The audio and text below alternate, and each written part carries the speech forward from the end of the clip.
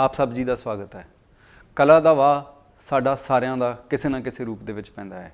ਪੰਜਾਬ ਦੇ ਵਿੱਚ ਆਮ ਤੌਰ ਦੇ ਉੱਤੇ ਨਾਟਕ ਨਾਲ ਪਿੰਡਾਂ ਸ਼ਹਿਰਾਂ ਦੇ ਹਰੇਕ ਤਬਕੇ ਦਾ ਵਾਹ ਪੈਂਦਾ ਹੈ।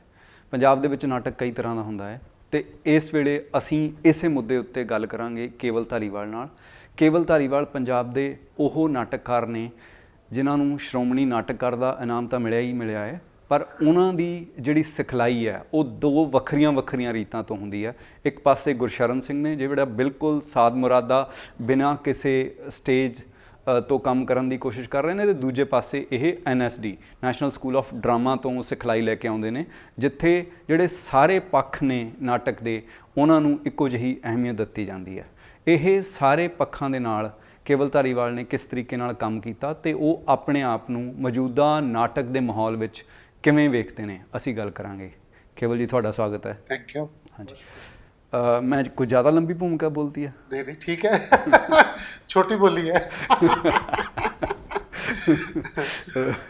ਅੱਛਾ, ਮੈਨੂੰ ਇਹ ਦੱਸੋ ਕਿ ਤੁਸੀਂ ਨਾਟਕ ਅੰਮ੍ਰਿਤਸਰ ਤੋਂ ਸ਼ੁਰੂ ਕੀਤਾ, ਗੁਰਸ਼ਰਨ ਸਿੰਘ ਹੋਣਾ ਨਾਲ ਤੁਸੀਂ ਬਤੌਰ ਅਦਾਕਾਰ ਨਾਟਕ ਸ਼ੁਰੂ ਕੀਤਾ, ਅਤੇ ਉਹ ਤੋਂ ਬਾਅਦ ਤੁਸੀਂ ਨੈਸ਼ਨਲ ਸਕੂਲ ਆਫ ਡਰਾਮਾ ਦੇ ਵਿੱਚ ਗਏ। ਅਤੇ ਉਹ ਨੈਸ਼ਨਲ ਸਕੂਲ ਆਫ ਡਰਾਮਾ ਤੁਸੀਂ ਕਿਸ ਉਮੀਦ ਨਾਲ ਗਏ, ਕੀ ਸਿੱਖਣ ਲਈ ਗਏ ਅਤੇ ਕੀ ਸਿੱਖ ਕੇ ਆਏ?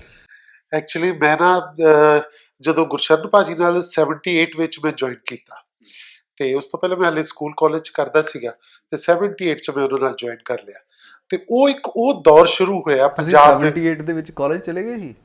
ਹਾਂ, ਨਹੀਂ 78 'ਚ ਮੈਂ 10ਵੀਂ 'ਚ ਸੀਗਾ ਸ਼ਾਇਦ, ਜਾਂ 9ਵੀਂ 10ਵੀਂ ਤੋਂ, ਬਲਕਿ ਤੁਸੀਂ ਮੈਨੂੰ ਦੱਸਿਆ ਸੀਗਾ ਕਿ ਤੁਸੀਂ ਤਾਂ ਬਹੁਤ ਛੋਟੇ ਸੀ। ਹਾਂ, 80 81 'ਚ ਫਿਰ ਮੈਂ ਕਾਲਜ ਚਲੇ ਗਿਆ ਸੀ, ਮਤਲਬ ਕਿ 11ਵੀਂ ਕਰਨ ਤੋਂ ਬਾਅਦ। ਅਤੇ 78 ਦੇ ਵਿੱਚ ਭਾਜੀ ਕੋਲ ਆ ਗਏ, ਅਤੇ ਉਦੋਂ ਧਮਕ ਨਗਾਰੇ ਦੀ ਬੰਸੀ ਕੌਲ ਹੋਰੀ ਤਿਆਰ ਕਰਵਾ ਰਹੇ ਸੀ, ਤਾਂ ਮੈਂ ਉਹਦੇ ਵਿੱਚ ਇੱਕ ਭੀੜ ਦਾ ਹਿੱਸਾ ਸੀਗਾ ਜਿਨ੍ਹਾਂ ਦੇ ਕੋਈ ਡਾਇਲੌਗ ਨਹੀਂ ਹੁੰਦੇ, ਸਿਰਫ ਕਦੀ ਆਉਣ ਨੂੰ ਭੱਜ ਕੇ ਜਾਂਦੇ, ਕਦੀ ਆਉਣ ਨੂੰ ਭੱਜ ਕੇ ਜਾਂਦੇ ਆ।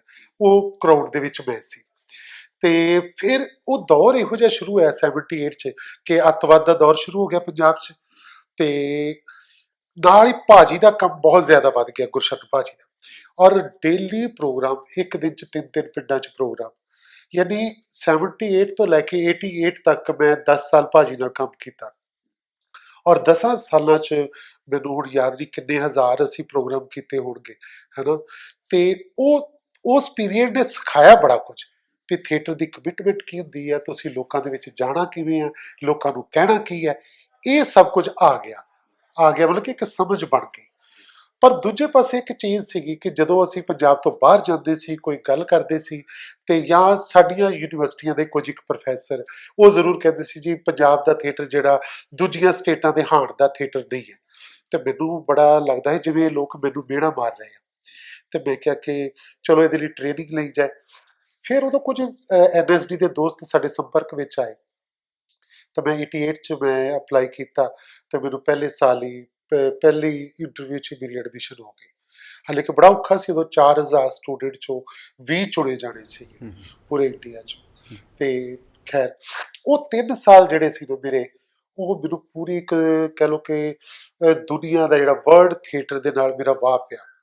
ਵਰਲਡ ਥੀਏਟਰ ਸਾਨੂੰ ਪੜ੍ਹਾਇਆ ਜਾਂਦਾ ਹੈ, ਕਲਾਸੀਕਲ ਡਰਾਮਾ ਪੜ੍ਹਾਇਆ ਜਾਂਦਾ ਸੀ, ਮਾਡਰਨ ਇੰਡੀਅਨ ਡਰਾਮਾ ਸੀ, ਔਰ ਟੈਕਨੀਕਲ ਹਰ ਸਬਜੈਕਟ, ਹੈ ਨਾ, ਸੀਨਿਕ ਡਿਜ਼ਾਈਨ ਤੋਂ ਲੈ ਕੇ ਕਾਰਪੈਂਟਰੀ ਤੱਕ, ਪੇਂਟਿੰਗ ਤੱਕ, ਹਰ ਚੀਜ਼ ਸੀ ਉਹਦੇ ਵਿੱਚ। ਸੋ ਇਹ ਮੇਰੇ ਲਈ ਇੱਕ ਗੁਰਸ਼ਰਨ ਭਾਜੀ ਵਾਲੀ ਟ੍ਰੇਨਿੰਗ ਸੀ, ਜਿਹੜੀ ਕਮਿਟਮੈਂਟ ਵਾਲਾ ਥੀਏਟਰ, ਸਾਦਗੀ ਵਾਲਾ ਥੀਏਟਰ। ਦੂਜੇ ਪਾਸੇ ਟੈਕਨੀਕਲ ਜਿਹੜਾ ਸੀਗਾ, ਇਹ ਟ੍ਰੇਨਿੰਗ ਸੀ ਪੂਰੀ ਇਸ ਤਰ੍ਹਾਂ ਦੀ। ਸੋ ਮੈਂ ਇਸੇ ਲਈ ਕਈ ਵਾਰੀ ਗੱਲ ਕਰਦਿਆਂ ਕਹਿੰਦਾ ਹੁੰਦਾ ਕਿ ਜਿਹੜਾ ਗੁਰਸ਼ਰਨ ਭਾਜੀ ਕੋਲ ਮੈਂ 10 ਸਾਲ ਲਾਏ, ਉਹ ਵੀ ਮੇਰੀ ਟ੍ਰੇਨਿੰਗ ਸੀਗੀ। 10 ਸਾਲ ਟ੍ਰੇਨਿੰਗ ਹੋ ਰਹੀ ਸੀਗੀ, ਅਤੇ ਪਲੱਸ 3 ਸਾਲ ਮੇਰੀ ਟ੍ਰੇਨਿੰਗ NSD ਦੀ, 13 ਸਾਲ ਦੀ ਮੇਰੀ ਟ੍ਰੇਨਿੰਗ ਹੈ। ਉਹ ਟ੍ਰੇਨਿੰਗ ਜਿਹੜੀ ਮੇਰੀ ਫਿਰ 91 ਦੇ ਵਿੱਚ ਜਦੋਂ ਮੈਂ ਆਪਣਾ ਥੀਏਟਰ ਗਰੁੱਪ ਬਣਾਇਆ ਮੰਚ ਰੰਗਮੰਚ, ਫਿਰ ਮੇਰੀ ਉੱਥੇ ਕੰਮ ਆਈ। ਔਰ ਫਿਰ ਮੈਂ ਰੁਕਿਆ ਨਹੀਂ, ਫਿਰ ਮੈਂ ਇਹ ਸੋਚਿਆ ਕਿ ਜਿਹੜਾ ਪੰਜਾਬ ਦੇ ਵਿੱਚ ਅਸੀਂ ਪਹਿਲਾਂ ਸਾਦਗੀ ਨਾਲ ਥੀਏਟਰ ਕਰਦੇ ਸੀ, ਪਰ ਜਾਣਾ ਲੋਕਾਂ ਵਿੱਚ ਹੀ ਆ, ਪਰ ਥੀਏਟਰ ਵਿੱਚੋਂ ਮਰਨ ਨਹੀਂ ਦੇਣਾ। ਉਹ 'ਚ ਟੈਕਨੀਕਲ ਲਾਈਟਿੰਗ ਵੀ ਹੋਏਗੀ, ਉਹ 'ਚ ਸੈੱਟ ਵੀ ਹੋਏਗਾ, ਉਹ 'ਚ ਡਿਜ਼ਾਈਨ ਵੀ ਹੋਏਗਾ, ਉਹਦੇ ਵਿੱਚ ਮੈਂ ਹਰ ਵਿਧਾ ਜਿਹੜੀ ਆ ਸਾਹਿਤ ਦੀ ਉਹਨੂੰ ਵੀ ਨਾਲ ਲੈ ਕੇ ਤੁਰਾਂਗਾ। ਔਰ ਉਹ ਮੇਰੀ ਇੱਕ ਪ੍ਰੋਫੈਸ਼ਨਲ ਟੀਮ ਹੈ ਨਾ ਪੂਰੀ ਬਣੀ, ਤੇ ਉਹ ਮੈਂ ਪਿਛਲੇ 30 ਸਾਲ ਤੋਂ ਹੁਣ ਜਿਹੜਾ 91 ਤੋਂ ਬਾਅਦ ਉੱਦਾਂ ਮੈਨੂੰ ਕੰਮ ਕਰਦਿਆਂ ਹੁਣ 45 ਸਾਲ ਹੋ ਗਏ ਥੀਏਟਰ ਕਰਦਿਆਂ, ਤੇ 30 ਸਾਲ ਮੇਰੇ ਮੰਚ ਰੰਗਮੰਚ ਨੂੰ ਹੁਣ ਹੋ ਗਏ ਜੀ ਬਣੇ ਹੋਏ। ਤੇ ਇਹ ਲਗਾਤਾਰ ਫਿਰ ਮੈਂ ਸਿਰਫ ਥੀਏਟਰ ਕੀਤਾ, ਮੈਂ ਹੋਰ ਕੁਝ ਨਹੀਂ ਕੀਤਾ। ਜਿਵੇਂ ਸਾਡੇ ਕੋਲ ਪਹਿਲੇ ਇੱਥੇ ਪੰਜਾਬ 'ਚ ਹਰਪਾਲ ਟਿਵਾਣਾ ਹੋਰੀ ਵੀ ਟ੍ਰੇਨਿੰਗ ਲੈ ਕੇ ਆਏ, ਨੀਲਮ ਮਾਨ ਸਿੰਘ ਵੀ ਆਏ, ਪਰ ਉਹਨਾਂ ਨੇ ਇੱਕ ਅਲੱਗ ਤਰ੍ਹਾਂ ਦਾ ਥੀਏਟਰ ਕੀਤਾ ਜਿਹੜਾ ਟੈਕਨੀਕਲੀ ਸੰਪੰਨ ਸੀ, ਸਿਰਫ ਉਹੀ ਥੀਏਟਰ ਕੀਤਾ। ਪਰ ਮੇਰਾ ਸੀ ਕਿ ਮੈਂ ਜਿਹੜਾ ਮਾਸ ਵਿੱਚ ਜਾਣਾ ਚਾਹੁੰਦਾ ਸੀ, ਲੋਕਾਂ ਵਿੱਚ ਜਾਣਾ ਚਾਹੁੰਦਾ ਸੀਗਾ, ਪਿੰਡਾਂ ਵਿੱਚ ਵੀ ਮੇਰਾ ਸੀਗਾ ਕਿ ਜਿਹੜੇ ਪਿੰਡਾਂ ਦੇ ਲੋਕ ਹੈ ਉਹਨਾਂ ਨੂੰ ਵੀ ਪੂਰਾ ਹੱਕ ਹੈ ਕਿ ਉਹ ਥੀਏਟਰ ਦੇਖਣ ਜਿਹੜਾ ਟੈਕਨੀਕਲੀ ਸੰਪੰਨ ਥੀਏਟਰ ਹੈ ਨਾ, ਜੀ ਭਰਪੂਰਤਾ ਵਾਲਾ। ਜੀ ਮੈਨੂੰ ਯਾਦ ਹੈ ਕਿ 1994 ਜਾਂ 95 ਦੇ ਵਿੱਚ ਮੈਂ ਤੁਹਾਡੇ ਬਾਰੇ ਇੱਕ ਅੰਗਰੇਜ਼ੀ ਟ੍ਰਿਬਿਊਨ ਦੇ ਵਿੱਚ ਇੱਕ ਲੇਖ ਪੜ੍ਹਿਆ ਸੀਗਾ, ਜਿਹਦੇ ਵਿੱਚ ਇਹ ਲਿਖਿਆ ਹੋਇਆ ਸੀ, ਉਹਦਾ ਸਿਰਲੇਖ ਸੀਗਾ ਕਿ ਕਮਿਟਡ ਥੀਏਟਰ ਤੋਂ ਹਾਂ ਥੀਏਟਰ ਨੂੰ ਕਮਿਟ ਹੋਣ ਤੱਕ। ਜਿਵੇਂ ਆਮ ਤੌਰ ਦੇ ਉੱਤੇ ਇਹ ਸਮਝਿਆ ਜਾਂਦਾ ਕਿ ਜਾਂ ਤਾਂ ਤੁਹਾਡੀ ਕਮਿਟਮੈਂਟ ਜਿਹੜੀ ਹੈਗੀ ਆ ਉਹ ਨਾਟਕ ਦੇ ਵਿੱਚ ਜਿਹੜੀ ਜ਼ਾਹਿਰ ਹੋਏਗੀ, ਜਾਂ ਤੁਸੀਂ ਨਾਟਕ ਨੂੰ ਕਮਿਟਡ ਰਹੇਂਗੇ ਹੋ। ਇਹ ਜਿਹੜੀ ਇੱਕ ਕਾਟੋ ਕਲੇਸ਼ ਜਿਹੜਾ ਚੱਲਦਾ ਹੈ ਉਹ ਤੁਹਾਡੇ ਦਿਮਾਗ ਦੇ ਵਿੱਚ ਵੀ ਚੱਲਿਆ, ਮੈਨੂੰ ਉਹਦਾ ਅੰਦਾਜ਼ਾ ਹੈ। ਤੁਸੀਂ ਜਰਾ ਦੱਸੋ ਕਿ ਵੀ ਮਤਲਬ ਉਹ ਕਿਵੇਂ ਸੀ? ਉਹ ਥੋੜੀ ਜਿਹੀ ਉਹ ਉਦੋਂ ਗੱਲ ਇਸ ਤਰ੍ਹਾਂ ਸੀ ਕਿ ਮੈਂ ਥੀਏਟਰ ਲਈ ਕਮਿਟਡ ਤੇ ਹਾਂ, ਪਰ ਨਾਲ ਇਹ ਸੀ ਕਿ ਮੈਂ ਲੋਕਾਂ ਲਈ ਵੀ ਜਿੱਥੇ ਜਾਣਾ ਹੈ ਉਹਦੇ ਲਈ ਵੀ ਮੇਰੀ ਕਮਿਟਮੈਂਟ, ਉਹ ਕਮਿਟਮੈਂਟ ਮੇਰੀ ਬਣੀ ਸੀਗੀ ਗੁਰਸ਼ਰਨ ਭਾਜੀ ਨਾਲ ਕੰਮ ਕਰਨ ਕਰਕੇ। ਦੂਜੀ ਮੇਰੀ ਕਮਿਟਮੈਂਟ ਉਹ ਸੀ ਜਿਹੜੀ ਮੈਂ ਇੰਡਸਟਰੀ ਤੋਂ ਟ੍ਰੇਨਿੰਗ ਲੈ ਕੇ ਆਇਆ ਸੀਗਾ। ਸੋ ਇਹ ਜਿਹੜੀ ਵੀ ਦੋਨੋਂ ਧਾਰਾ ਮੇਰੇ ਨਾਲ ਸੀ, ਮੇਰੇ ਦਿਮਾਗ ਦੇ ਵਿੱਚ ਜਿਹੜੀਆਂ ਸੀਗੀਆਂ, ਤਾਂ ਮੈਂ ਉਹਨਾਂ ਨੂੰ ਇੱਕੋ ਪਲੇਟਫਾਰਮ ਦੇ ਉੱਤੇ ਲੈ ਕੇ ਤੁਰ ਰਿਹਾ ਸੀ। ਜਿਵੇਂ ਮੈਂ ਕਈ ਵਾਰੀ ਬਾਅਦ 'ਚ ਕੰਮ ਕਰਦਿਆਂ ਹੋਇਆ ਇੱਕ ਦੋ ਵਾਰੀ ਮੈਂ ਅਜਿਹੇ ਕੰਮ ਕੀਤੇ ਕਿ ਜਿਹੜੇ ਫੋਕ ਦੇ ਆਰਟਿਸਟ ਹੈ ਪੰਜਾਬ ਦੇ, ਹੈ ਨਾ, ਕਿ ਜਿਹੜੇ ਭੰਡ ਮਰਾਸੀ ਆ ਜਾਂ ਨਕਾਲ ਹੈ, ਮੈਂ ਉਹਨਾਂ ਨੂੰ ਲਿਆਂਦਾ, ਉਹਨਾਂ ਨੂੰ ਮੈਂ ਚੁਣਿਆ, ਤੇ ਪਲੱਸ ਜਿਹੜੇ ਮੇਰੇ ਟ੍ਰੇਨਡ ਐਕਟਰ ਹੈ ਉਹਨਾਂ ਨੂੰ ਇੱਕੋ ਪਲੇਟਫਾਰਮ ਦੇ ਉੱਤੇ ਕੰਮ ਕਰਵਾਇਆ। ਸੋ ਇਹ ਜਿਹੜਾ ਕੰਮ ਸੀਗਾ ਦੋਨੋਂ ਤਰ੍ਹਾਂ ਦਾ ਜਿਹੜਾ ਚੱਲ ਰਿਹਾ ਸੀਗਾ, ਤੇ ਉਹਨਾਂ ਨੂੰ ਮੈਨੂੰ ਸੀਗਾ ਕਿ ਉਹ ਉਹਦੇ ਕੋਲੋਂ ਸਿੱਖਣ, ਉਹ ਉਹਦੇ ਕੋਲੋਂ ਸਿੱਖਣ, ਤੇ ਉਹਦਾ ਕੁਝ ਨਾ ਕੁਝ ਇੱਕ ਜਿਹੜਾ ਕਿ ਨਵਾਂ ਕੁਝ ਫਾਇਦਾ ਜਿਹੜਾ ਹੋ ਸਕਦਾ ਹੈ ਵੀ ਸਾਡੇ ਜਿਹੜੇ ਟ੍ਰੇਨਡ ਆਰਟਿਸਟ ਹੈ ਉਹਨਾਂ ਕੋਲ ਫੋਕ ਦੀ ਫਾਰਮ ਜਿਹੜੀ ਆ ਉਹ ਵੀ ਸਮਝ ਆਏਗੀ, ਜਿਹੜੇ ਫੋਕ ਵਾਲੇ ਆ ਉਹਨਾਂ ਨੂੰ ਪਤਾ ਲੱਗੇਗਾ ਕਿ ਜਿਹੜੇ ਟ੍ਰੇਨਡ ਐਕਟਰ ਇਹ ਕਿੱਦਾਂ ਕੰਮ ਕਰਦੇ ਆ। ਜੀ, ਜਿਵੇਂ ਆਪਾਂ ਜਦੋਂ ਗੱਲ ਕਰਦੇ ਹਾਂ ਕਿ ਜਿਹੜੇ ਹੋਰ NST ਤੋਂ ਨਾਟਕਕਾਰ ਆਏ, ਉਹਨਾਂ ਦੇ ਵਿੱਚ ਨੀਲਮ ਮਾਨ ਸਿੰਘ, ਉਹਨਾਂ ਨੇ ਪੰਜਾਬ ਦੇ ਵਿੱਚ ਕੰਮ ਕੀਤਾ ਆ ਕੇ, ਹਰਪਾਲ ਟਿਵਾਣਾ ਉਹਨਾਂ ਨੇ ਕੰਮ ਕੀਤਾ, ਚੰਨੀ ਸਾਹਿਬ ਨੇ ਕੰਮ ਕੀਤਾ ਇੱਥੇ। ਉਹਨਾਂ ਸਾਰਿਆਂ ਨੇ ਇੱਕ ਤਰੀਕੇ ਨਾਲ ਆਪਣੇ ਆਪਣੇ ਘੇਰੇ ਦੇ ਵਿੱਚ ਤੇ ਇੱਕ ਆਪਣਾ ਆਪਣਾ ਜਿਹੜਾ ਸਟਾਈਲ ਹੈ, ਇੱਕ ਸ਼ੈਲੀ ਉਹਨਾਂ ਨੇ ਆਪਣੀ ਤੈਅ ਕੀਤੀ। ਤੇ ਤੁਸੀਂ ਜਦੋਂ ਆਪਣੀ ਸ਼ੈਲੀ ਦੀ ਗੱਲ ਕਰਾਂਗੇ ਤੇ ਉਹਦੇ ਵਿੱਚ ਕੀ ਆਏਗਾ? ਮੈਂ ਇੱਕ ਕਨਸੈਪਟ ਬਣਾਇਆ ਉਹਦਾ ਕਿ ਮੈਂ ਟੋਟਲ ਥੀਏਟਰ ਕਰਾਂਗਾ, ਟੋਟਲ ਥੀਏਟਰ, ਜਿਹਦੇ ਵਿੱਚ ਥੀਏਟਰ ਦੀ ਹਰ ਸ਼ੈਲੀ ਜਿਹੜੀ ਸ਼ਾਮਲ ਹੋਏਗੀ। ਮੇਰੇ ਕਈ ਇਹੋ ਜਿਹੇ ਨਾਟਕ ਹੈ, ਮੈਂ ਕਈਆਂ ਦੀ ਐਗਜ਼ਾਮਪਲ ਦੇਣੀ ਚਾਹਾਂ ਕਿ ਮੈਂ ਪੰਜਾਬ ਬੋਲਦਾ ਮੇਰਾ ਪਲੇ ਹੈ, ਉਹਦੇ ਵਿੱਚ ਤੁਸੀਂ ਦੇਖੋਗੇ, ਤੁਸੀਂ ਕਹੋਗੇ ਕਿ ਸਟੇਜ ਦੇ ਉੱਤੇ ਪੂਰਾ ਇੱਕ ਟੈਕਨੀਕਲੀ ਸੰਪੰਨ ਇੱਕ ਨਾਟਕ ਹੋ ਰਿਹਾ ਭਰਪੂਰਤਾ ਵਾਲਾ, ਪਰ ਇਹਦੇ ਵਿੱਚ ਨੁੱਕੜ ਨਾਟਕ ਦੀ ਵਿਧਾ ਵੀ ਨਜ਼ਰ ਆ ਰਹੀ ਹੈ ਨਾ, ਇਹਦੇ ਵਿੱਚ ਕਹਾਣੀ ਦਾ ਰੰਗਮੰਚ ਵੀ ਨਜ਼ਰ ਆ ਰਿਹਾ ਹੈ ਨਾ, ਇਹਦੇ ਵਿੱਚ ਤੁਹਾਡੇ ਕੋਲ ਇੱਕ ਜਿਹੜਾ ਬ੍ਰੈਖਤੀਅਨ ਸ਼ੈਲੀ ਹੈ ਉਹ ਵੀ ਨਜ਼ਰ ਆ ਰਹੀ ਹੈ, ਇਹਦੇ ਵਿੱਚ ਫੋਕ ਥੀਏਟਰ ਵੀ ਨਜ਼ਰ ਆ ਰਿਹਾ।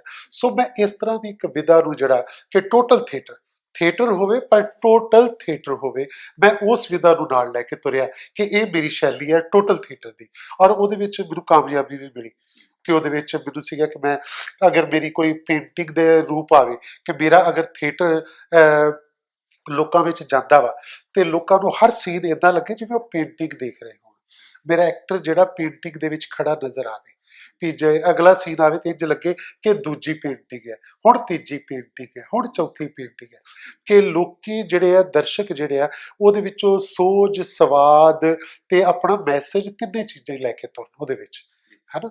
ਸੋ ਇਸੇ ਲਈ ਮੈਂ ਰੰਗਾਂ ਦੇ ਨਾਲ ਵੀ ਖੇਡਦਾ ਵਾ ਆਪਣੀ, ਮੇਰੇ ਬਹੁਤ ਸਾਰੇ ਕਲਰਫੁਲ ਪਲੇ ਜਿਹੜੇ ਕਿ ਇਸ ਤਰ੍ਹਾਂ ਦੇ ਵੀ ਉਹਦੇ ਮੁਤਾਬਕ, ਤੇ ਇਸੇ ਲਈ ਮੈਂ ਕਈ ਨਵੀਆਂ ਚੀਜ਼ਾਂ ਜਿਹੜੀਆਂ ਉਹਦੇ ਵਿੱਚ ਯੂਜ਼ ਕੀਤੀਆਂ। ਕਈ ਵਾਰੀ ਮੈਨੂੰ ਕਿਹਾ ਜਾਂਦਾ ਕੇਵਲ ਫੈਬਰਿਕ ਬੜਾ ਯੂਜ਼ ਕਰਦਾ, ਮੈਂ ਕਰਦਾ, ਬਿਲਕੁਲ ਕਰਦਾ। ਇਹ ਵੀ ਮੇਰੀ ਇੱਕ ਆਪਣੀ, ਇਹ ਮੇਰੀ ਹੀ ਕਹਿ ਲਓ ਕਿ ਇੱਕ ਇਜਾਦ ਹੈ ਮੇਰੇ, ਕਿ ਮੈਂ ਥੀਏਟਰ ਦੇ ਵਿੱਚ ਫੈਬਰਿਕ ਇਸ ਤਰ੍ਹਾਂ ਮੈਂ ਜਿਹੜਾ ਕਿ ਪਹਿਲੇ ਸੈੱਟ ਦੇ ਵਿੱਚ ਸੈੱਟ ਡਿਜ਼ਾਈਨਿੰਗ 'ਚ ਨਹੀਂ ਸੀ ਯੂਜ਼ ਹੁੰਦਾ, ਮੈਂ ਉਹਦੇ ਵਿੱਚ ਮੈਕਸੀਮਮ ਯੂਜ਼ ਕੀਤਾ। ਮੈਂ ਮੈਕਸੀਮਮ ਜਿਵੇਂ ਪਾਰਸੀ ਥੀਏਟਰ ਵਿੱਚ ਪੇਂਟਿੰਗ ਯੂਜ਼ ਹੁੰਦੀ ਸੀਗੀ, ਮੈਂ ਉਸ ਪੇਂਟਿੰਗ ਨੂੰ ਮੈਂ ਨਵੀਆਂ ਤਕਨੀਕਾਂ ਦੇ ਨਾਲ ਜਿਹੜਾ ਆਪਣੇ ਮਾਡਰਨ ਥੀਏਟਰ ਦੇ ਵਿੱਚ ਯੂਜ਼ ਕੀਤਾ। ਪਰ ਉਹਦੇ ਲਈ ਫੈਬਰਿਕ ਵੀ ਜ਼ਰੂਰੀ ਸੀ।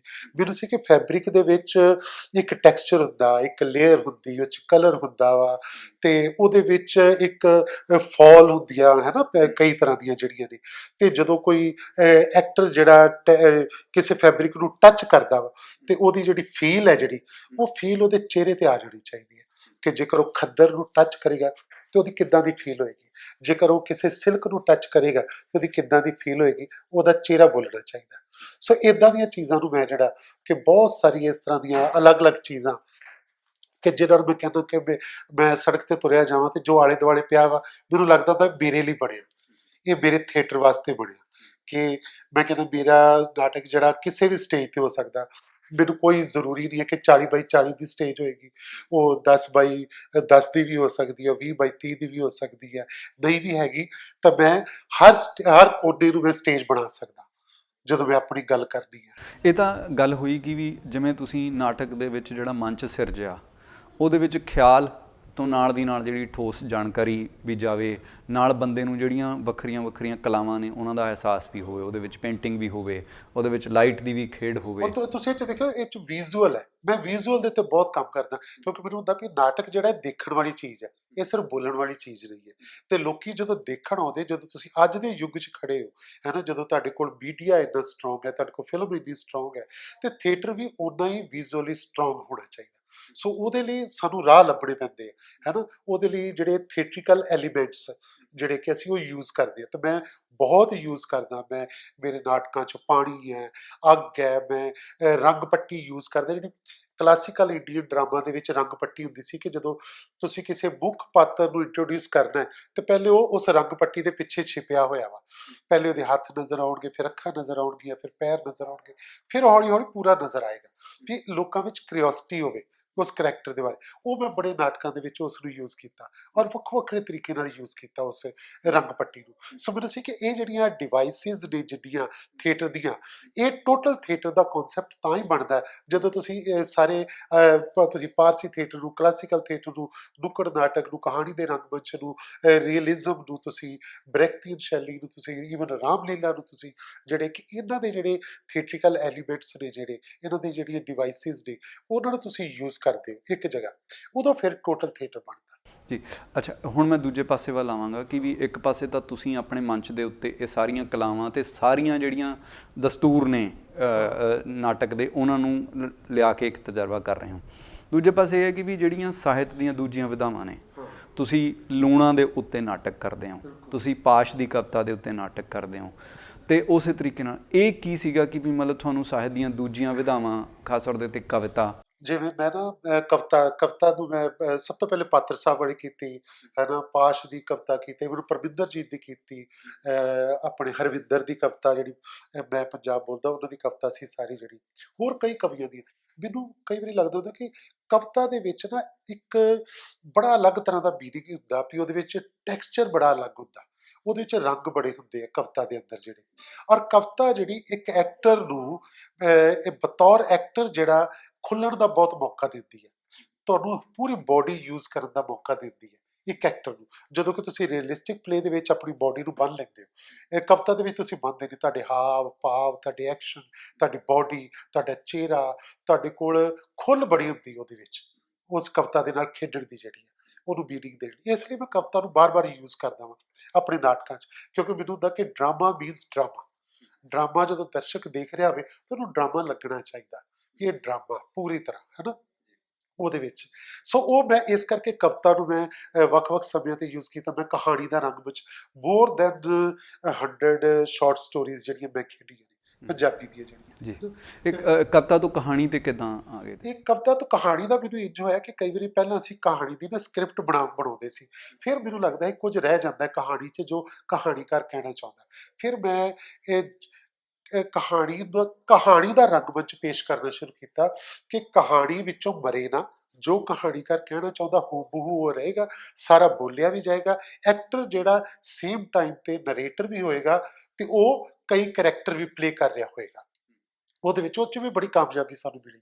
ਤੇ ਤੁਸੀਂ ਮੈਂ ਕਈ ਕਹਾਣੀਆਂ ਰਲਾ ਕੇ ਵੀ ਨਾਟਕ ਕਈ ਕੀਤੇ? ਕਹਾਣੀਆਂ ਰਲਾ ਕੇ ਵੀ ਕੀਤਾ, ਵੱਖ-ਵੱਖ ਲੇਖਕਾਂ ਦੀ, ਇੱਕ ਲੇਖਕ ਦੀਆਂ 5 ਕਹਾਣੀਆਂ, 7 ਕਹਾਣੀਆਂ, ਇਸ ਤਰ੍ਹਾਂ ਵੀ ਮੈਂ ਕੀਤਾ। ਜਿਹੜੇ ਹੁਣ ਲੇਟੈਸਟ ਕਈ ਕਹਾਣੀਕਾਰ ਨੇ, ਉਹਨਾਂ ਦੀਆਂ ਕਹਾਣੀਆਂ ਵੀ ਕੀਤੀਆਂ ਮੈਂ। ਨਾਵਲ ਕੀਤੇ, ਅੰਮ੍ਰਿਤਾ ਪ੍ਰੀਤਮ, ਰਾਮ ਸਰੂਪ ਅਣਖੀ, ਗੁਰਦਿਆਲ ਸਿੰਘ, ਬਲਦੇਵ ਸਿੰਘ, ਹੋਰ ਕਈ, ਗੋਰਕੀ ਦਾ ਮਦਰ ਵੀ ਮੈਂ ਖੇਡਿਆ, ਹੈ ਨਾ। ਈਵਨ ਗੋਰਕੀ ਦਾ ਮਦਰ ਖੇਡਦਿਆਂ ਮੈਂ ਉਹਦੇ ਵਿੱਚ ਵੀ ਰੰਗ ਪੱਟੀ ਯੂਜ਼ ਕੀਤੀ, ਕਿ ਦੁਨੀਆ ਦੀ ਕਿੰਨੀਆਂ ਮਾਵਾਂ ਦੀਆਂ ਕਿੰਨੀਆਂ ਭਾਸ਼ਾਵਾਂ ਨੇ, ਉਹ ਸਭ ਜਦੋਂ ਮਾਂ ਦਾ ਰੂਪ ਬਣਦਾ, ਭਾਸ਼ਾਵਾਂ ਖਤਮ ਹੋ ਜਾਂਦੀਆਂ, ਮਾਂ ਦਾ ਰੂਪ, ਮਾਂ ਦਾ ਸੰਘਰਸ਼ ਜਿਹੜਾ ਉਹ ਵੱਡਾ ਹੋ ਜਾਂਦਾ ਜੀ। ਉੱਥੇ ਆ ਕੇ। ਤੇ ਅੱਜ ਕੱਲ੍ਹ ਤੁਸੀਂ ਬਰਿਆਮ ਸਿੰਘ ਸੰਧੂ ਦੀ ਹੁਣ ਮੈਂ ਕਹਾਣੀ, ਵਰਿਆਮ ਸਿੱਧੂ ਦੀ ਕਹਾਣੀ ਤੇ ਕੰਮ ਕਰ ਰਿਹਾ ਵਾਂ, ਹੈ ਨਾ। ਤੇ ਉਸ ਕਹਾਣੀ ਤੇ ਕੰਮ ਕਰਦਿਆਂ ਹੋਏ ਮੈਂ ਕਰੈਕਟਰ ਨੂੰ ਬਾਰ-ਬਾਰ ਜਿਹੜਾ, ਕਿ ਮੈਨੂੰ ਲੱਗਦਾ ਕਿ ਮੈਂ ਉਹਦੇ ਨਾਲ ਹਮਦਰਦੀ ਦੇ ਨਾਲ ਉਹਨੂੰ ਪੇਸ਼ ਕਰ ਸਕਾਂ, ਉਹਦੇ ਦੁੱਖ ਨੂੰ, ਉਹਦੇ ਦਰਦ ਨੂੰ, ਉਹਦੀ ਸੰਵੇਦਨਾ ਨੂੰ, ਉਹਨੂੰ ਪੇਸ਼ ਕਰ ਸਕਾਂ। ਸੋ ਉੱਦਾਂ ਦੀਆਂ ਛੋਟੀਆਂ-ਛੋਟੀਆਂ ਐਲੀਮੈਂਟਸ ਜਿਹੜੇ ਆ ਮੈਂ ਲੱਭਣ ਦੀ ਕੋਸ਼ਿਸ਼ ਕਰ ਰਿਹਾ ਸਕ੍ਰਿਪਟ ਦੇ ਵਿੱਚੋਂ। ਕੁਝ ਜਿਹੜੇ ਸਾਡੇ ਕੋਲ ਥੀਏਟ੍ਰਿਕਲ, ਜਿਹੜੀਆਂ ਸਾਡੇ ਕੋਲ ਕਹਿ ਲਓ ਕਿ ਖੁੱਲ੍ਹ ਹੁੰਦੀ ਥੀਏਟ੍ਰਿਕਲ, ਅਸੀਂ ਉਹਨੂੰ ਯੂਜ਼ ਕਰਨ ਦੀ ਕੋਸ਼ਿਸ਼ ਕਰ ਰਹੇ ਹਾਂ। ਮੈਂ ਇਵਨ ਪੇਂਟਿੰਗ ਨੂੰ ਕੀਤਾ। ਮੈਂ ਮਿਊਨਿਕ ਦੀ ਇੱਕ ਪੇਂਟਿੰਗ ਹੈ, ਤੇ ਉਹ ਮੈਨੂੰ ਮੌਕਾ ਮਿਲਿਆ ਕਿ ਮੈਂ ਪੇਂਟਿੰਗ ਦਾ ਮੈਂ ਕੰਮ ਸਿੱਖਿਆ ਸੀ, ਕਿ ਪੇਂਟਿੰਗ ਨੂੰ ਮੈਂ ਰਸ਼ੀਆ ਤੋਂ ਸਾਡੇ ਇੱਕ ਟੀਚਰ ਆਏ ਸੀ, ਤੇ ਉਹਨਾਂ ਨੇ ਸਾਡੇ ਨਾਲ ਕੰਮ ਕਰਵਾਇਆ। ਤਾਂ ਮੈਨੂੰ ਲੱਗਾ ਵੀ ਇੱਕ ਪੇਂਟਿੰਗ ਦੇ ਅੰਦਰ ਕਿੱਡੀ ਵੱਡੀ ਦੁਨੀਆ ਹੁੰਦੀ ਹੈ। ਤੇ ਉਹ ਮੈਂ ਬੰਗਲਾਦੇਸ਼ ਗਿਆ, ਤਾਂ ਮੈਨੂੰ ਉੱਥੇ ਲੱਗਾ ਵੀ ਇਹ ਸਾਡੇ ਵਿੱਚ ਇੱਕ ਭਾਸ਼ਾ ਦਾ ਥੋੜ੍ਹਾ ਹੈਗਾ ਆ, ਵੀ ਇਹ ਗੱਲ ਕਰਦਿਆਂ ਹੋਇਆਂ ਵੀ ਉਹਨਾਂ ਨੂੰ ਇੰਨੀ ਅੱਛੀ ਅੰਗਰੇਜ਼ੀ ਜਾਂ ਹਿੰਦੀ ਉਹ ਨਹੀਂ ਹੈ। ਤੇ ਚਲੋ ਆਪਾਂ ਭਾਸ਼ਾ ਤੋਂ ਬਗੈਰ ਵੀ ਕੁਝ ਗੱਲ ਕਰਦੇ ਆ ਜਿਹ 'ਚ ਭਾਸ਼ਾ ਹੋਵੇ। ਤੇ ਉਦੋਂ ਫਿਰ ਮੈਂ ਮਿਊਨਿਕ ਦੀ ਪੇਂਟਿੰਗ ਨੂੰ ਯੂਜ਼ ਕੀਤਾ। ਇੱਕ ਪੇਂਟਿੰਗ ਸੀ ਪ੍ਰਿਜ਼ਨਰਸ ਅਰਾਊਂਡ, ਉਹਦੀ ਸੀ। ਪਰ ਉਹ ਪੇਂਟਿੰਗ ਨੂੰ ਫਿਰ ਮੈਂ ਸਟੱਡੀ ਕੀਤਾ ਵੀ 1885 'ਚ ਕਿਹੜੀ ਮੂਵਮੈਂਟ ਚੱਲ ਰਹੀ ਸੀ, ਉਹ ਕਿਸਾਨ ਅੰਦੋਲਨ ਸੀ। ਉਹ ਜਦੋਂ ਮੈਂ ਉਸ ਪੀਰੀਅਡ 'ਚ ਜਾ ਕੇ ਉਹ ਸਾਰੀ ਦੇਖੀ ਪੇਂਟਿੰਗ, ਉਹ ਕਿਹੜੀ ਸੀ, ਉਹਦੇ 'ਚ ਕਿਉਂ ਉਹਨੇ ਬਣਾਈ ਪੇਂਟਿੰਗ, ਉਹ ਸਾਰਾ ਸਟੱਡੀ ਕਰਕੇ ਉਹ ਪੂਰੀ ਇੱਕ 45 ਮਿੰਟ ਦੀ ਪ੍ਰੋਡਕਸ਼ਨ ਬਣ ਗਈ, ਇੱਕ ਪੇਂਟਿੰਗ, ਅੱਛਾ ਮੈਨੂੰ ਇਹ ਦੱਸੋ ਵਿਦਆਊਟ ਕਿ ਐਨੀ ਡਾਇਲੌਗ। ਜੀ, ਇੱਕ ਜਿਵੇਂ ਜਿਹੜੀ ਪੇਂਟਿੰਗ ਹੈ, ਪੇਂਟਿੰਗ ਬਾਰੇ ਇਹ ਕਿਹਾ ਜਾਂਦਾ ਹੈ ਕਿ ਵੀ ਉਹ ਇੱਕ ਕੰਟੈਂਪਲੇਟਿਵ ਆਰਟ ਹੈ। ਤੁਸੀਂ ਉਹਦੇ ਸਾਹਮਣੇ ਖੜਦੇ ਹੋ, ਜਿਹੜਾ ਦੇਖਣ ਆਇਆ ਉਹਦੇ ਕੋਲ ਵੇਲ ਹੈ, ਉਹਨੇ ਆਪਣੀ ਮਨਮਰਜ਼ੀ ਦਾ ਟਾਈਮ ਉਹਦੇ ਨਾਲ ਲਾਉਣਾ ਹੈ। ਤੇ ਉਸ ਕਿਸਮ ਦਾ ਦੂਜੇ ਪਾਸੇ ਜਿਹੜਾ ਨਾਟਕ ਹੈ ਉਹ ਸਰਗਰਮੀ ਦਾ ਹੈਗਾ, ਇੱਕ ਸਪੇਸ ਦੇ ਅੰਦਰ ਹੋ ਰਿਹਾ ਹੈ, ਸਰਗਰਮੀ ਹੋ ਰਹੀ ਹੈ। ਇਹ ਦੋਨੇ ਨਾਟਕ, ਇਹ ਦੋਨੇ ਜਿਹੜੀਆਂ ਵੱਖਰੇ ਵੱਖਰੇ ਤਰੀਕੇ ਨਾਲ ਦਰਸ਼ਕ ਨੂੰ ਅਪਰੋਚ ਕਰਦੀਆਂ ਚੀਜ਼ਾਂ। ਬਿਲਕੁਲ। ਮੈਨੂੰ ਇਹ ਲੱਗਾ ਕਿ ਜਿਹੜੀ ਪੇਂਟਿੰਗ ਹੈ, ਕਿ ਪੇਂਟਿੰਗ ਦੇ ਅੰਦਰ ਇੱਕ ਜਿਹੜੀ ਦੁਨੀਆ ਹੈ ਨਾ ਸਾਰੀ, ਜਿਹੜੀ ਕਿ ਆਰਟਿਸਟ ਐਵੇਂ ਤਾਂ ਪੇਂਟਿੰਗ ਬਣਾ ਨਹੀਂ ਦਿੰਦਾ ਬਰਸ਼ ਫੜ ਕੇ, ਉਹਦੇ ਕਿਉਂਕਿ ਉਸ ਪਿੱਛੇ ਚੱਲ ਰਿਹਾ ਸੀ, ਕਿੱਥੋਂ ਚੁੱਕ ਕੇ ਲਿਆਉਂਦਾ, ਉਹ ਚੀਜ਼ ਜਿਹੜੀ ਦਰਸ਼ਕਾਂ ਨਾਲ ਸਾਂਝੀ ਕਰਾਂ ਮੈਂ, ਹੈ ਨਾ। ਇਸ ਕਰਕੇ ਮੈਂ ਫਿਰ ਉਹਦੇ ਵਿਦਆਊਟ ਐਨੀ ਡਾਇਲੌਗ, ਸਿਰਫ ਮਿਊਜ਼ਿਕ ਨਾਲ ਤੇ ਬੋਡੀ ਮੂਵਮੈਂਟ ਦੇ ਨਾਲ ਜਿਹੜੀ ਇੱਕ 45 ਮਿੰਟ ਦੀ ਸਕ੍ਰਿਪਟ ਕ੍ਰੀਏਟ ਕੀਤੀ। ਜੀ, ਜਿਹੜਾ ਕੇਵਲ ਜੀ ਇੱਕ ਗੱਲ ਤਾਂ ਹਾਂ ਤੁਸੀਂ ਕੀਤੀ ਬੰਗਲਾਦੇਸ਼ ਨਾਲ, ਹੈ ਨਾ, ਹਾਂ ਜਿੱਥੇ ਹਾਂ ਸਾਡੀ ਥੋੜ੍ਹਾ ਜਿਹਾ ਸਾਡੇ 'ਚ ਇੱਕ ਦੂਰੀ ਰਹਿ ਜਾਂਦੀ ਹੈ, ਕਿਉਂਕਿ ਅਸੀਂ ਵੱਖਰੀ ਵੱਖਰੀ ਬੋਲੀ ਬੋਲਦੇ ਹਾਂ। ਪਰ ਦੂਜੇ ਪਾਸੇ ਜਿਹੜੇ ਸਾਡੇ ਗਵਾਂਢੀ ਆ ਪਾਕਿਸਤਾਨ ਵਾਲੇ, ਉਹਨਾਂ ਨਾਲ ਤੁਸੀਂ ਬਹੁਤ ਸਾਰਾ ਕੰਮ ਕੀਤਾ, ਖਾਸ ਤੌਰ ਦੇ ਉੱਤੇ ਮਦੀਹਾ ਗੌਹਰ ਨਾਲ ਮਿਲ ਕੇ। ਤੇ ਮਦੀਹਾ ਗੌਹਰ ਆਪਣੀ ਕਿਸਮ ਦਾ ਇੱਕ ਨਾਟਕ ਦਾ ਪੂਰਾ ਦਸਤੂਰ ਲੈ ਕੇ ਆਉਂਦੇ ਨੇ, ਅਜੋਕਾ ਥੀਏਟਰ ਦਾ ਜਿਹੜਾ ਪੂਰਾ ਤਜਰਬਾ ਲੈ ਕੇ ਆਉਂਦੇ ਨੇ। ਉਹ ਤਜਰਬਾ ਕਿਸ ਕਿਸਮ ਦਾ ਰਿਹਾ? ਮੇਰੇ ਖਿਆਲ ਇਹ ਬਹੁਤ ਜ਼ਬਰਦਸਤ ਸੀਗਾ ਕਿ ਅਸੀਂ 2003 ਦੇ ਵਿੱਚ, ਹਾਲੇ ਕਿ ਮਿਲਦੇ ਅਸੀਂ ਪਹਿਲਾਂ ਵੀ ਪਏ ਸੀਗੇ, ਤੇ ਉਹ ਮੇਰੀ ਮਿਸਿਸ ਦੇ ਥਰੂ ਹੀ, ਕਿ ਉਹਨੂੰ ਉਰਦੂ ਵੀ ਆਉਂਦਾ ਸੀਗਾ, ਤੇ ਸ਼ਾਹਮੁਖੀ ਤੋਂ ਉਹਨੇ ਗੁਰਮੁਖੀ ਵਿੱਚ ਸ਼ਾਹਿਦ ਨਦੀਮ ਹੋਰਾਂ ਦੇ ਪਲੇ ਟਰਾਂਸਲੇਟ ਕੀਤੇ ਅਰਵਿੰਦਰ ਨੇ, ਤੇ ਉਹ ਪਹਿਲੀ ਅਸੀਂ ਕਿਤਾਬ ਟਰਾਂਸਲੇਟ ਕਰਕੇ ਅਸੀਂ ਉੱਧਰ ਭੇਜੀ, ਉੱਥੋਂ ਸਾਡਾ ਰਿਸ਼ਤਾ ਬਣਿਆ। ਮੈਨੂੰ ਯਾਦ ਹੈ, ਮੈਂ ਉਹਦਾ ਰਿਵਿਊ ਲਿਖਿਆ ਸੀ। ਹਾਂ ਬਿਲਕੁਲ ਬਿਲਕੁਲ। ਤੇ ਉਹ ਫਿਰ 2003 'ਚ ਜਦੋਂ ਪਹਿਲਾਂ ਉੱਧਰ ਜਨਾਨੀ ਫੈਸਟੀਵਲ ਹੋਇਆ, ਤਾਂ ਮੈਂ ਲੂਣਾ ਪਲੇ ਲੈ ਕੇ ਗਿਆ, ਤਾਂ ਜੋ ਲੋਕਾਂ ਨੇ ਉੱਥੇ ਰਿਸਪੌਂਸ ਦਿੱਤਾ, ਲੋਕੀ, ਤੁਸੀਂ ਯਕੀਨ ਮੰਨੋ ਕਿ 1 ਘੰਟੇ ਤੱਕ ਆਡੀਟੋਰੀਅਮ ਤੋਂ ਬਾਹਰ ਹੀ ਨਹੀਂ ਗਏ ਪਲੇ ਖਤਮ ਹੋਣ ਤੋਂ ਬਾਅਦ, ਮਿਲਦੇ ਰਹੇ, ਰੁੱਦੇ ਰਹੇ, ਗੱਲਾਂ ਕਰਦੇ ਰਹੇ। ਔਰ ਉਹਦੀ ਇੰਨੀ ਕਾਮਯਾਬੀ ਸੀ ਕਿ ਨੈਕਸਟ ਡੇ ਉਸੇ ਆਡੀਟੋਰੀਅਮ 'ਚ ਮਦੀਹਾ ਹੋਰਾਂ ਦਾ ਆਪਣਾ ਪਲੇ ਸੀ, ਤੇ ਮਦੀਹਾ ਨੇ ਆਪਣਾ ਪਲੇ ਅਗਲੇ ਦਿਨ ਕੈਂਸਲ ਕੀਤਾ, ਲੂਣਾ ਦਾ ਫਿਰ ਸ਼ੋਅ ਕੀਤਾ ਅਗਲੇ ਦਿਨ, ਔਰ ਪੂਰੀ ਕਰਾਚੀ ਤੋਂ ਉਹਨਾਂ ਦੀ ਫਿਲਮ ਇੰਡਸਟਰੀ ਉਹ ਪਲੇ ਦੇਖਣ ਆਈ। ਫਿਰ ਸਾਨੂੰ ਲੱਗਾ ਵੀ ਇਹ ਦੋਨਾਂ ਮੁਲਕਾਂ ਦੇ ਵਿੱਚ ਰੰਗਮੰਚ ਜਿਹੜਾ, ਇੱਕ ਅਮਨ ਦਾ, ਅਸੀਂ ਅਮਨ ਦੀ ਗੱਲ ਕਰੀਏ, ਸ਼ਾਂਤੀ ਦੀ ਗੱਲ ਕਰੀਏ, ਪੀਸ ਦੀ ਗੱਲ ਕਰੀਏ, ਦੋਸਤੀ ਦੇ ਹਵਾਲੇ ਨਾਲ ਗੱਲ ਕਰੀਏ, ਤੇ ਰੰਗਮੰਚ ਜੇ 5 ਦਰਿਆ ਨੇ ਤੇ ਇੱਕ 6ਵਾਂ ਦਰਿਆ ਰੰਗਮੰਚ ਦਾ ਵੀ ਹੋਵੇ, ਹੈ ਨਾ। ਤੇ ਅਸੀਂ ਫਿਰ ਬਹੁਤ ਕੰਮ ਕੀਤਾ ਮਿਲ ਕੇ। ਮੈਂ ਉੱਥੇ ਜਾ ਕੇ ਵਰਕਸ਼ਾਪਾਂ ਲਾਈਆਂ। ਉਹ ਹਰ ਸਾਲ ਮੇਰੇ ਕੋਲ ਜੂਨ ਮਹੀਨੇ 'ਚ ਆਰਟਿਸਟ ਆਉਂਦੇ ਨੇ ਪਾਕਿਸਤਾਨ ਤੋਂ, ਉਹ ਮੇਰੇ ਕੋਲ ਐਕਟਿੰਗ ਦੀ ਟ੍ਰੇਨਿੰਗ ਲੈਣ ਵਾਸਤੇ ਇੱਥੇ ਰਹੇ। ਹਰ ਮਹੀਨੇ 1 ਮਹੀਨਾ ਰਹਿੰਦੇ ਸੀ ਆ ਕੇ, ਹਰ ਸਾਲ। ਮੈਂ ਉਹਨਾਂ ਨਾਲ ਫਿਰ ਪੀਰੋ ਪ੍ਰੇਮਣ ਦੇ ਉੱਤੇ ਕੰਮ ਕਰਵਾਇਆ, ਜਿਹੜੀ ਪੰਜਾਬੀ ਦੀ ਪਹਿਲੀ ਸ਼ਾਇਰ ਹੈ। ਉਹਨੂੰ ਬਹੁਤ ਰਿਸਪੌਂਸ ਮਿਲਿਆ। ਕੰਟੀਨਿਊਸਲੀ ਅਸੀਂ 5 ਸ਼ੋਅ ਕੀਤੇ ਉੱਥੇ ਇੱਕੋ ਵਾਰ ਦੇ ਵਿੱਚ ਹੀ। ਤੇ ਫਿਰ ਸਾਨੂੰ ਮੁੜ ਕੇ ਮੈਨੂੰ ਮੌਕਾ ਮਿਲਿਆ, ਮੈਂ ਕਬੀਰ ਦੇ ਉੱਤੇ ਕੰਮ ਕਰਵਾਇਆ, ਤੇ ਉਹ ਵੀ ਪੀਸ ਦੇ ਹਵਾਲੇ ਨਾਲ। ਕਬੀਰ ਤੋਂ ਵੱਡੀ ਕੀ ਗੱਲ ਹੋ ਸਕਦੀ ਹੈ। ਤੇ ਮੈਂ ਫਿਰ ਕਬੀਰਾ ਖੜਾ ਬਾਜ਼ਾਰ ਵਿੱਚ ਵਿਸ਼ਮ ਸਾਨੀ ਹੋਣਾ ਵਾਲਾ ਪਲੇ ਸੀ, ਉਹਨੂੰ ਫਿਰ ਮੈਂ ਉਹਨਾਂ ਦੇ ਨਾਲ ਕਰਵਾਇਆ, ਔਰ ਉਸ ਨੂੰ ਅਸੀਂ ਫਿਰ ਪਾਕਿਸਤਾਨ ਵੀ ਕੀਤਾ, ਤੇ ਦਿੱਲੀ ਇਹਦੇ ਵੀ ਵਿੱਚ ਕੀਤਾ। ਇੱਕ ਜਿਹੜਾ ਤੁਹਾਡਾ ਸਫ਼ਰ ਹੈ, ਹਾਂ ਸ਼ੁਰੂ 'ਚ ਤੁਹਾਡਾ ਜਿਹੜਾ ਕਮਿਟਮੈਂਟ ਵਾਲਾ ਥੀਏਟਰ ਸ਼ੁਰੂ ਹੁੰਦਾ ਗੁਰਸ਼ਰਨ ਨਾਲ, ਫਿਰ ਉਹ ਵਿੱਚ NSD ਆਉਂਦਾ ਹੈ, ਉਹਦੇ ਸਾਰੇ ਤਜਰਬੇ ਨੇ। ਆਖਿਰ ਇੱਕ ਦੌਰ ਜਿਹੜਾ ਹੈਗਾ ਮਦੀਹਾ ਗੌਰ ਨਾਲ ਸ਼ੁਰੂ ਹੋ ਜਾਂਦਾ, ਜਦੋਂ ਅਮਨ ਦੀ ਗੱਲ ਆ ਜਾਂਦੀ ਹੈ, ਜਿਹੜੀ ਬਿਲਕੁਲ ਉਹਦੇ ਕੇਂਦਰ 'ਚ ਆ ਜਾਂਦੀ ਹੈ, ਉਹਦਾ ਮਰਕਜ਼ ਬਣ ਜਾਂਦੀ ਹੈ। ਸੋ ਉਹ ਕਿਤੇ ਨਾ ਕਿਤੇ ਜਿਹੜੀ ਕਮਿਟਮੈਂਟ ਘੁੰਮ ਕੇ ਆਉਂਦੀ ਰਹਿੰਦੀ ਹੈ, ਪੇਂਟਿੰਗ ਵਾਂਗੀ। ਉਹ ਨਾ ਦਿਲਜੀਤ, ਇਹਦੇ ਪਿੱਛੇ ਨਾ 2-3 ਚੀਜ਼ਾਂ ਬੜੀਆਂ ਸਟਰੋਂਗਲੀ, ਇੱਕ ਤੇ 47 ਸਾਡੇ ਵਿੱਚ ਸਾਂਝ ਹੈ, ਇੱਕ 84 ਸਾਡੀ ਸਾਂਝ ਹੈ। 47 ਮੇਰੇ ਪਿਓ ਨੇ ਵੇਖੀ, 84 ਮੈਂ ਵੇਖੀ, ਜਿਹੜੀ ਕਿ ਸਾਨੂੰ ਸੰਵੇਦਨਾ ਦੇ ਤੌਰ ਤੇ ਸਾਡੇ ਅੰਦਰੋਂ ਜਾ ਹੀ ਨਹੀਂ ਸਕਦੀ ਕਿਸੇ ਹੋਰ ਪਾਸੇ। ਮੈਂ 47 ਦੀ ਗੱਲ ਕਰਦੇ ਆਪਣੇ ਪਿਓ ਨੂੰ ਹਰ ਰੋਜ਼ ਉਹਦੀਆਂ ਅੱਖਾਂ 'ਚ ਮੈਂ ਲਿਸ਼ਕ ਵੇਖਦਾ ਸੀਗਾ। ਮੇਰੇ ਬਾਪ ਨੇ ਕਦੀ ਨਹੀਂ ਸੀ ਕਿਹਾ ਕਿ ਅਸੀਂ ਜਦੋਂ ਉੱਧਰੋਂ ਆਏ ਤੇ ਜਦੋਂ 2 ਮੁਲਕ ਬਣ ਗਏ, ਜਦੋਂ ਮੁਲਕ ਆਜ਼ਾਦ ਹੋਇਆ, ਉਹ ਹਮੇਸ਼ਾ ਕਹਿੰਦਾ ਸੀ ਜਦੋਂ ਅਸੀਂ ਉੱਧਰੋਂ ਉੱਜੜ ਕੇ ਆਏ। ਤੇ ਮੈਂ ਉਹਦੀਆਂ ਅੱਖਾਂ 'ਚ ਉਜਾੜਾ ਵੇਖਦਾ ਰਿਹਾ। 84 ਵਿੱਚ ਉਹ ਸਾਰੇ ਉਜਾੜੇ ਮੈਂ ਵੇਖੇ ਹੈ ਨਾ। ਉਦੋਂ ਅਸੀਂ ਯੰਗ ਸੀਗੇ, ਦਰਬਾਰ ਸਾਹਿਬ ਤੇ ਹਮਲਾ ਹੁੰਦਾ ਵੀ ਵੇਖਿਆ, ਬੱਸਾਂ 'ਚੋਂ ਲੋਕ ਨਿਕਲ ਕੇ ਜਿਹੜੇ ਕੱਢ ਕੇ ਮਾਰੇ ਜਾ ਰਹੇ ਉਹ ਵੀ ਵੇਖੇ। 84 ਦੇ ਵਿੱਚ ਜੋ ਦਿੱਲੀ ਦੇ ਵਿੱਚ ਹੋਇਆ ਉਹ ਵੀ ਸਾਰਾ ਕੁਝ ਦੇਖਿਆ। ਸੋ ਇਹ ਜਿਹੜੀਆਂ ਸੰਵੇਦਨਾ ਸੀ ਨਾ, ਇਹ ਸਾਨੂੰ ਕਿਤੇ ਦੋਵਾਂ ਮੁਲਕਾਂ ਦੇ ਵਿੱਚ ਜੋੜੀ ਰੱਖਦੀਆਂ, ਇਹ ਜਿਹੜੀਆਂ ਨੇ ਵੀ ਇਹ ਸਾਰਾ ਕੁਝ ਜੋ ਕੁਝ ਹੈ, ਸਾਨੂੰ ਅਮਨ ਦੀ ਬਹੁਤ ਲੋੜ ਹੈ। ਦੋਨੋਂ ਮੁਲਕ ਜਿਹੜੇ ਗਰੀਬ ਮੁਲਕ ਹੈ ਨਾ ਸਾਡਾ, ਤੇ ਹੋਰ ਕਿਤੇ ਜ਼ੋਰ ਲੱਗਣਾ ਚਾਹੀਦਾ, ਅਸੀਂ ਕਿਹੜੇ ਪਾਸੇ ਤੁਰੇ ਹੋਏ ਹਾਂ। ਸੋ ਰੰਗਮੰਚ ਇਹ ਕੰਮ ਕਰੇ। ਕੇਵਲ ਜੀ ਤੁਹਾਡਾ ਬਹੁਤ ਬਹੁਤ ਧੰਨਵਾਦ। ਕੇਵਲ ਹੁਣਾਂ ਨੇ ਗੱਲ ਕੀਤੀ ਹੈ ਪੰਜਾਬ ਦੇ 6ਵੇਂ ਦਰਿਆ ਦੀ। 6ਵੇਂ ਦਰਿਆ ਦਾ ਹਵਾਲਾ ਕਈ ਮੌਕੇ ਆਉਂਦਾ ਰਹਿੰਦਾ ਹੈ, ਕੋਈ ਇਸ ਨੂੰ ਕਿਸ ਹਵਾਲੇ ਨਾਲ ਵਰਤਦਾ ਹੈ, ਕੋਈ ਕਿਸ ਹਵਾਲੇ ਨਾਲ ਵਰਤਦਾ ਹੈ, ਪਰ ਇਹ ਹਵਾਲਾ ਅਹਿਮ ਹੈ ਕਿ ਇੱਕ ਪਾਸੇ ਕਲਾ ਹੈ ਤੇ ਨਾਲ ਉਹਦੇ ਵਿੱਚ ਅਮਨ ਹੈ। ਉਹ ਕਲਾ ਹੈ ਜਿਹੜੀ ਇਨਸਾਫ ਪਸੰਦੀ ਦੀ ਗੱਲ ਕਰਦੀ ਹੈ, ਜਿਹੜੀ ਬਰਾਬਰੀ ਦੀ ਗੱਲ ਕਰਦੀ ਹੈ। ਅਸੀਂ ਤੁਹਾਨੂੰ ਇਹਨਾਂ ਸਵਾਲਾਂ ਨਾਲ ਛੱਡ ਕੇ ਅੱਜ ਵਿਦਾ ਹੁੰਦੇ ਹਾਂ। ਤੁਸੀਂ ਸਾਡੇ ਨਾਲ ਜੁੜੇ, ਤੁਹਾਡੀ ਬਹੁਤ ਬਹੁਤ ਮਿਹਰਬਾਨੀ।